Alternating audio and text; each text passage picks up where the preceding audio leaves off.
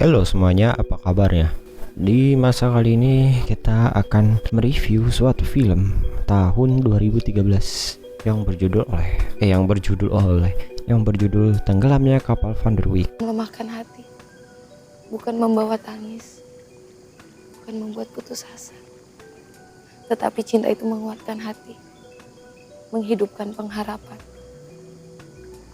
Ini adalah film yang terbaik karena ceritanya sangat inspiratif. Dan film ini diangkat dari novel karya Buya Hamka yang judulnya juga sama gitu. Secara garis besar film ini menceritakan tentang kisah cinta sepasang kekasih namun terhalang oleh adat, tahta, dan harta. Mari kita simak ungkap film.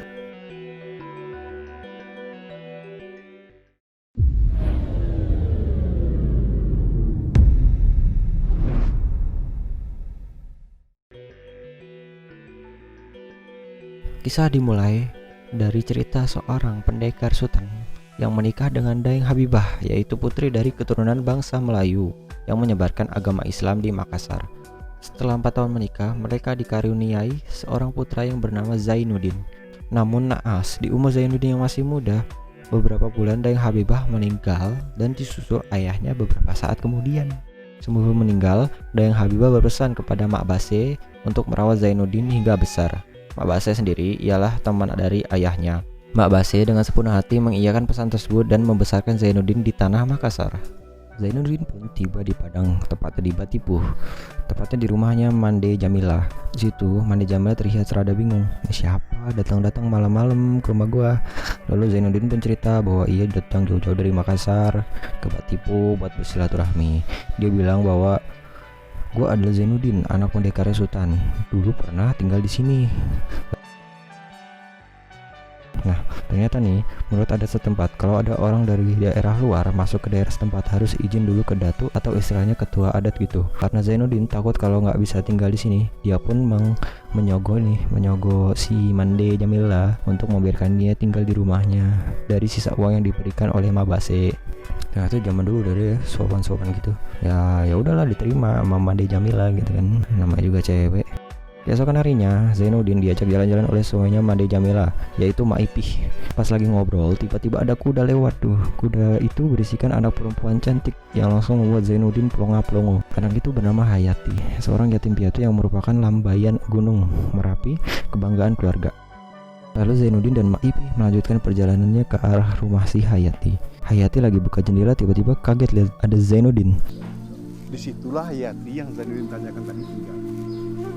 Sambil malu, si Hayati ngintipin Zainuddin. Nah, di sini udah ketahuan bahwa mereka berdua langsung jatuh cinta pada pandangan pertama. Pada malam hari setelah pulang mengaji di surau, tiba-tiba hujan deras mengguyur. Alhasil Hayati bersama teman-temannya meneduh di warung dan secara kebetulan ada Zainuddin juga tuh. Karena hujan dan Hayati adalah perempuan harus pulang cepat soalnya udah malam, jadi Zainuddin meminjamkan payungnya.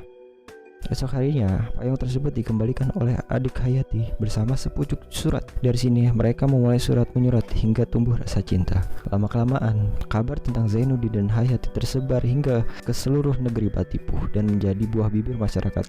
Karena Hayati adalah keturunan adat terpandang, dia anak yatim yang cantik, tapi malah surat-suratan sama orang yang backgroundnya nggak jelas gitu. Lalu Zainuddin dipanggil dong sama yang merawat si Hayati, yang namanya Mak Datuk. Mak Datuk berpesan, sebelum semuanya semakin jauh, lebih baik Zainuddin meninggalkan Batipuh yang masih memegang teguh adat istiadatnya. Dan seperti tujuan awal Zainuddin, dia datang hanyalah untuk mencari ilmu, bukan untuk neko-neko gitu. Kalau dia mau mencari ilmu, lebih baik ia pergi ke Padang Panjang yang berjarak sekitar 10 km dari negeri Batipuh. Mengetahui kabar bahwa Zainuddin diusir oleh Mak Datuk, dengan berat hati Hayati merelakan dan mengucap janji yang sangat berat bahwa ia akan setia menunggu Zainuddin dan tetap melanjutkan surat menyurat. Dan biar Tuhan mendengarkan bahwa engkaulah Zainuddin yang akan menjadi suamiku kelak. Pada suatu hari, Hayati diajak menginap di rumah sahabatnya yang bernama Khadijah di Padang Panjang. Alasan ia mengajak Hayati menginap ialah untuk menonton pacuan kuda. Kesempatan Hayati untuk melepas rindu yang terpendam untuk bertemu dengan Zainuddin, karena Zainuddin tinggalnya di Padang Panjang. Namun keinginan Hayati itu malah mendapat halangan, yaitu dengan Aziz, kakak kandung Khadijah yang tertarik dengan kecantikan Hayati. Nah, Aziz ini ibaratnya kayak orang ketiga gitu.